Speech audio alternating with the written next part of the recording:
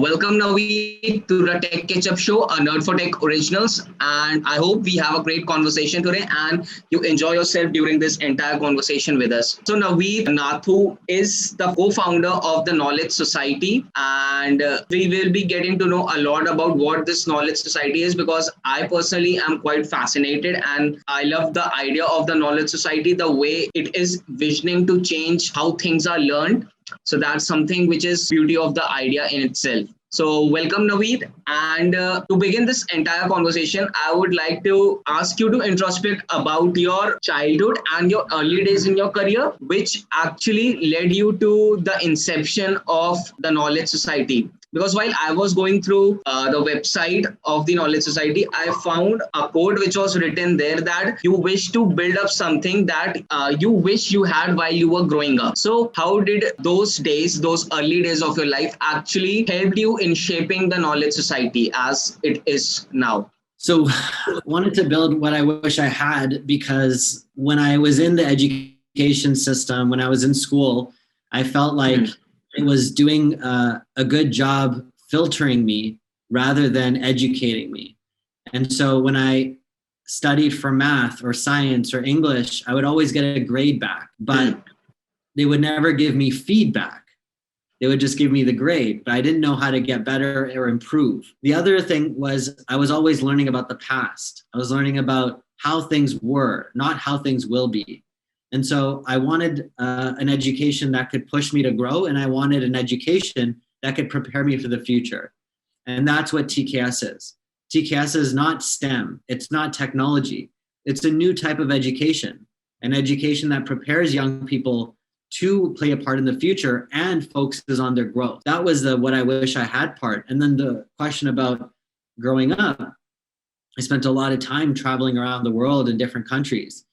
And I remember there was this one experience I had. I mean, there's multiple of these, but one of them I was in, I think it was in Mumbai, and I was crossing a bridge, and I looked over the bridge, or maybe it was Delhi.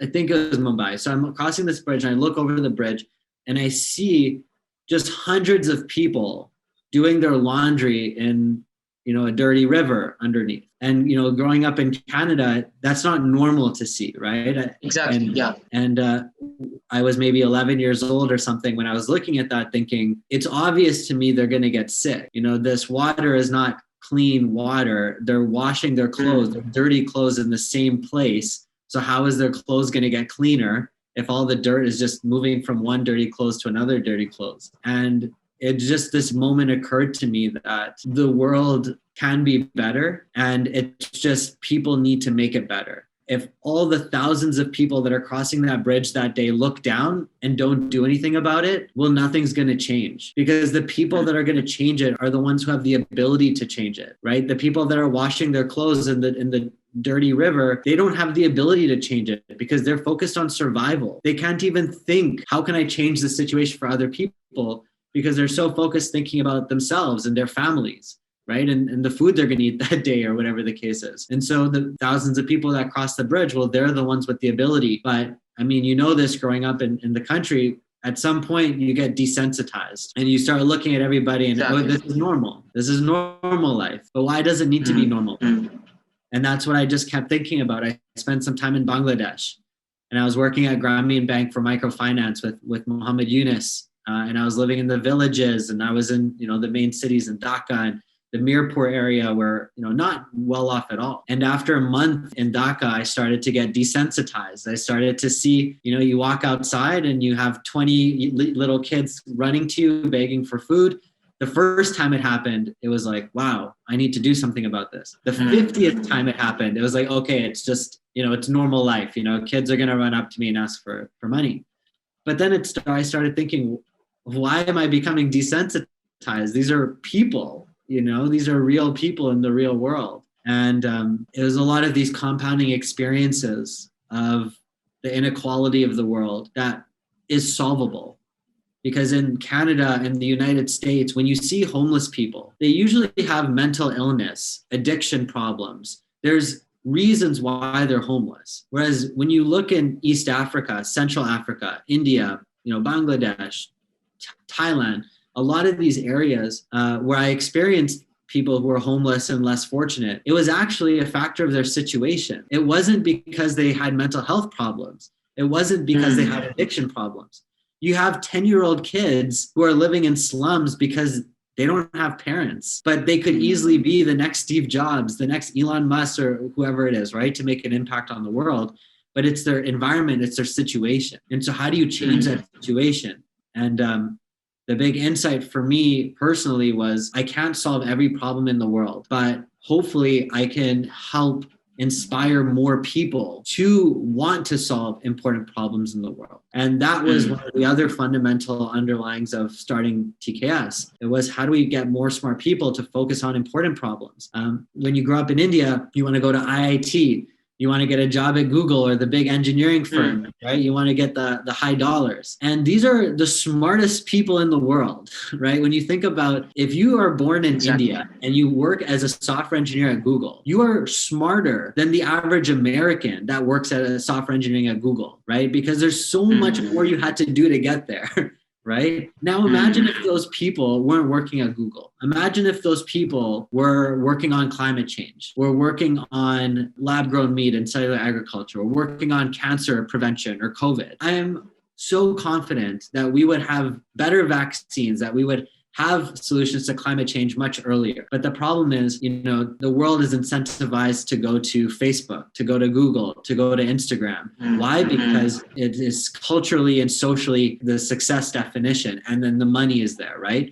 And that's why it's success, because of the money. And so if you're getting paid $250,000 to make Snapchat filters to make your face look a little bit brighter when you're taking a picture, well, people are going to do that because you're not going to get paid $250,000 to work at a company to remove carbon from the air. But I think that, one, there are economic incentives now to do things like starting the next carbon sequestration company, like Elon Musk just released his X Prize donation of $100 million.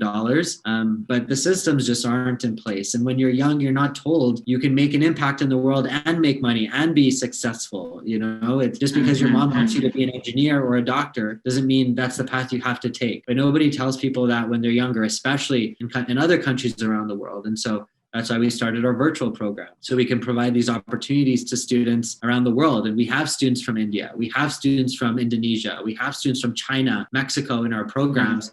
When they're in TKS, they realize there are other paths to success. There are other ways to grow and learn. We don't have to follow the traditional systems. That's kind of how I think about the why behind TKS. That was really greatly put. And also I wish to ask, whatever the fundamentals that you try to inculcate through this initiative of yours, how do you kind of process it and deliver it through this program of yours to the students that are incubated with you? How do you try to get these values, these skills, whatever you are trying to give them, in order to become more empathetic in nature, changing the definitions of success in a much wider dimensions? So how do you get these values inculcated and delivered to these students who are associated with you? So there's 3 parts. The first part is awareness. You just have to know and be aware of it, right? If I told you that you could get a job for, making more money than a doctor working on, battery technology, and you didn't know that before, maybe you thought the doctor position was the best, highest paying job, then you would never even think about working on battery technology. And so awareness is the first part. If you are not aware that success doesn't need to be what your parents told you, that you are in charge of your own definition for success. If you're not aware of that, you'll never think of that. And so awareness is the first piece. So that's one area that we focus on, awareness. What do you just not know about the world? The second piece is action. Now you need to take action on that awareness. You need to train it. So if we're training a mindset, like perspective, how do you train perspective? How do you train anti-fragility? How do you train growth mindset? And so we have training, just like if you were training to be a cricket player, do the training regimens that the professionals teach you to get better at the sports. Well, it's no different here. It's no different when it comes to mindset or skills or knowledge or whatever. There are training, things that you need to do. Then the third piece is reflection. Okay, now that I did that, what did I learn? Did I fail? Did I succeed? What will I do differently next time? And you go through that reflection process. And then it becomes a cycle, because then you become aware of something new. And then you train it, you take action on it, and then you reflect on it, and it becomes a loop. But the loop starts with awareness. If you just don't know what's happening in the world, or what your potential could be, or the decisions that you could make, then you'll never take action on it, and you'll never reflect on it.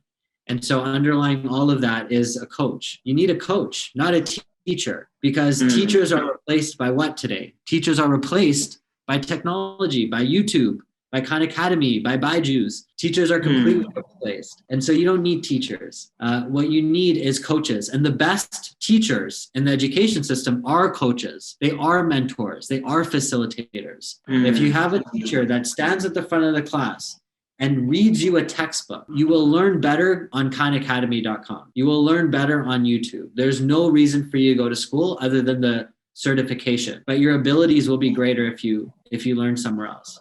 But now if you're learning from a teacher who's a coach, who cares about you, who wants to mentor you, guide you, well, then you're going to learn much, much more than just watching YouTube videos.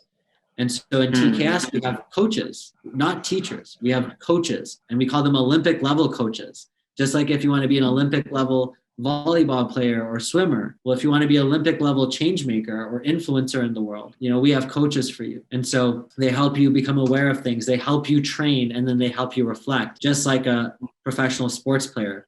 It's the same type of thing. You put up a very interesting point that we need coaches, mentors, rather than teachers. So could you just clarify over this, like what is the role of a teacher and what is the role of a mentor or a coach that differentiates, that creates very fine line between these two roles?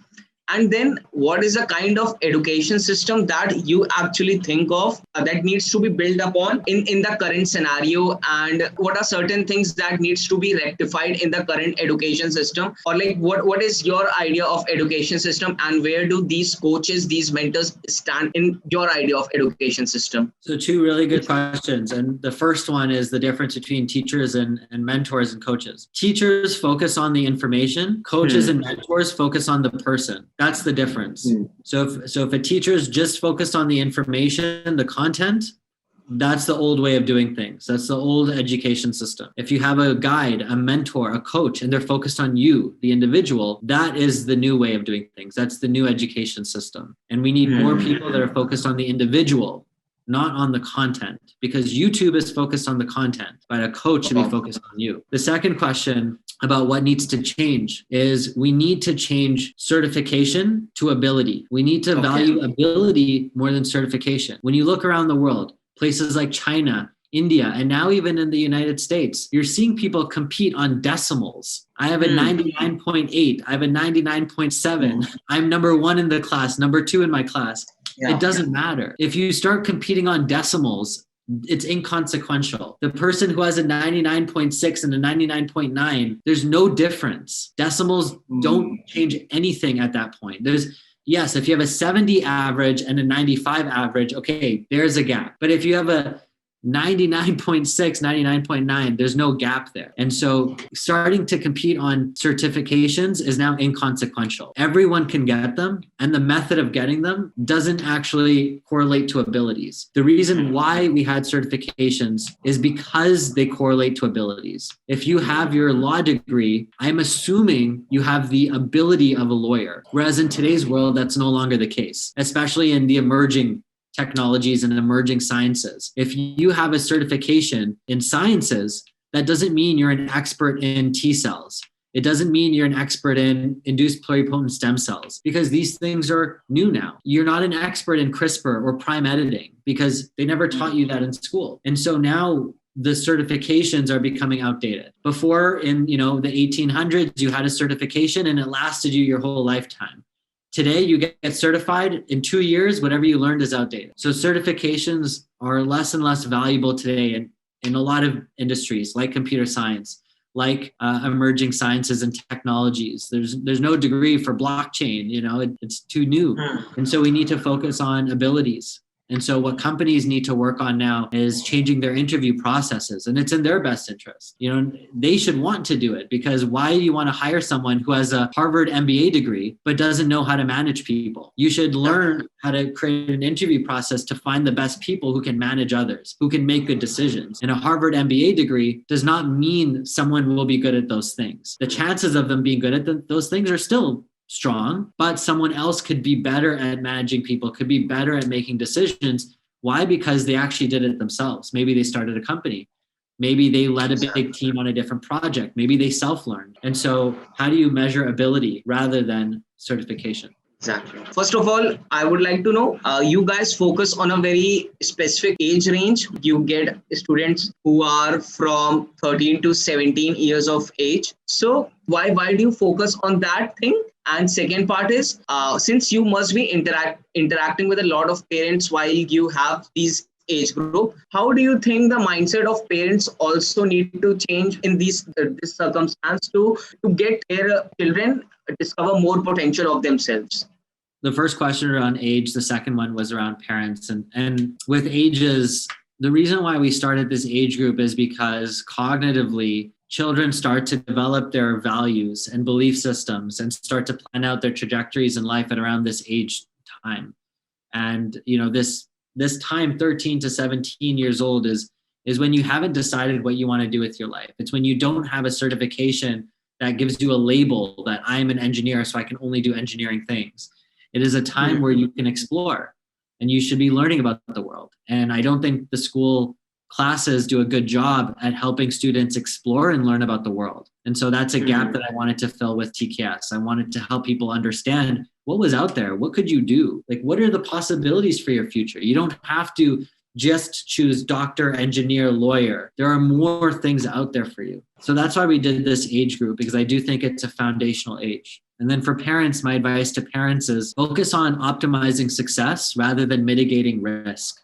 Fear is the mother of bad decisions. And oftentimes, we care about our children and we don't want them to fail. We don't want them to, not have a job in the future. And so we want to mitigate risk. And the best way to mitigate risk is maximize certainty. And how do you maximize certainty? You do what everyone else has done in the past. You go to the best school. You get a job that is stable. But what's happening now, because the world is moving so quickly and it's changing so much, is if you focus on mitigating risk, it actually might end up being the riskiest thing you can do. And so instead, focus on optimizing success. Focus on figuring out what is your child good at, career, or what is a skill that they can develop to be able to make an impact in the world and make money and be happy. Because ultimately, happiness is the most important thing. It's not money. Money can help you be happy, but happiness can't. Happiness is different. Just if you focus on money, you might not be happy. And so mental health is a big thing right now. Anxiety, all of these things are very big problems today. And I think it's because we're focusing on the wrong things. And so focus on yourself, focus on growth, focus on relationships, and focus on your passion, and then everything else will come. And it's easy to say,